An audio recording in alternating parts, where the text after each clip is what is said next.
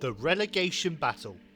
If you spoke to Luton Town fans at the start of our very first Premier League campaign, you would have struggled to find many who would have said they expected that we wouldn't be involved in it. However, those same people would have also said we will give it everything we have and we won't just roll over. Me included, when I tweeted exactly that at the start of the season, and for which I was roundly mocked for. Now, here we are. Luton Town sits one place above the dreaded zone after Nottingham Forest points deduction lifted us out of it. However, we were still very much in touch with the pack before this happened, and despite games up next against Tottenham and Arsenal, we are very much still in with a shout at survival, even before we consider Everton may face another points deduction of their own. I have said since these FFP breaches were made known that we cannot rely on these to stay in this division, which is oh so ruthless.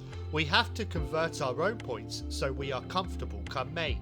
We are in for the toughest survival battle I can remember since the points deduction of our own all those years ago, and also greater than our Kazenga Luar inspired last day survival in our first season back in the Championship.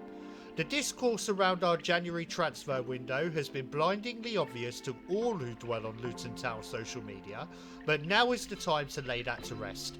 All focus must be on supporting the lads to the very limit of what we are capable of, because they will feed off our energy in these games. Let's talk about the elephant in the room, our very significant injury list, the highest in the league. Thankfully, the lads will have had a couple of weeks rest before we play again. So fingers crossed we see Sambi Lokonga return to the team by then, and also Marvellous Nakamba is close to fitness. Ted and Mengi sadly pulled out of the England under-21 squad for evaluation, so hopefully this isn't too significant as he has been one of our very best this season.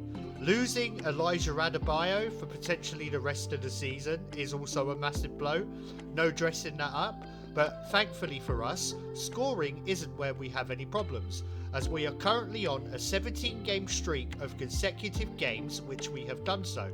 Our problems very much lie in not being able to stop them going in our end, and if we can tighten up that leaky defence, I truly believe Luton Town will remain a Premier League team next season. There is so much to admire about us, so very much. Rob Edwards' boldness in the face of overwhelming adversity in terms of competitiveness in this league to turn us into an attacking force should be lauded in particular. I don't need to go on and on today. We know what we have to do. We know the challenge we face.